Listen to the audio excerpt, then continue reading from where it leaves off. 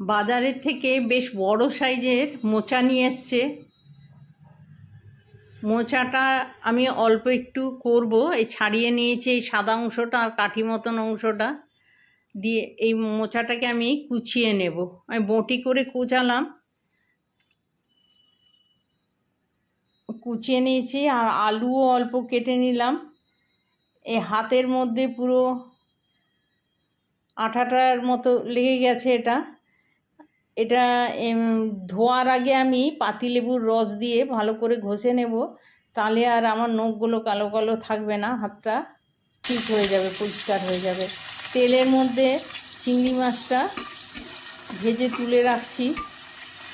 মোচার ঘন্ট তো খেতে ভালোই লাগে, চিংড়ি মাছ দিয়ে করলে তো আরও ভালো লাগে, কিন্তু করার তো ঝামেলা আছে। চিংড়ি মাছ বাছাটা একটা ব্যাপার, তারপর মোচাটা আবার বাছা একটা ব্যাপার, কাটা একটা ব্যাপার।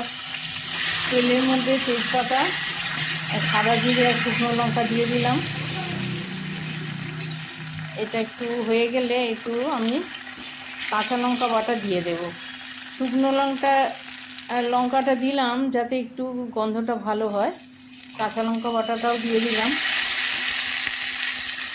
এবার জিরে বাটাটা দিয়ে দিলাম।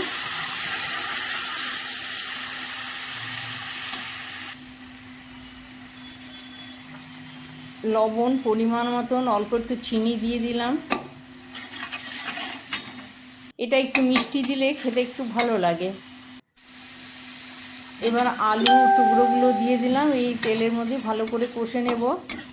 কষে আমি সেদ্ধ করে রাখা মোচাটা দিয়ে দিলাম। এটা ভালো করে কষে নেব যাতে ঝাল নুনটা মোচাটার মধ্যে ঢোকে। একটু ভালো করে কষতে হবে।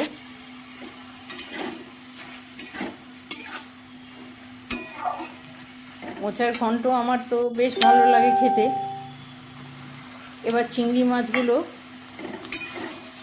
দিয়ে দিলাম, ভালো করে নেড়ে ছেড়ে দিলাম।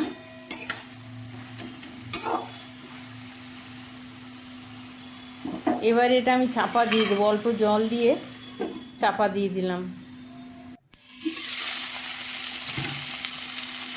হয়ে গেছে। আমি এটা একটু শুকনো শুকনোই আমি নামাবো।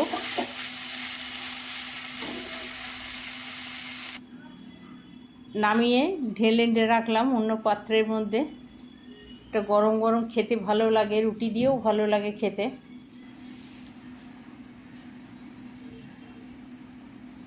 রান্না হয়ে গেল।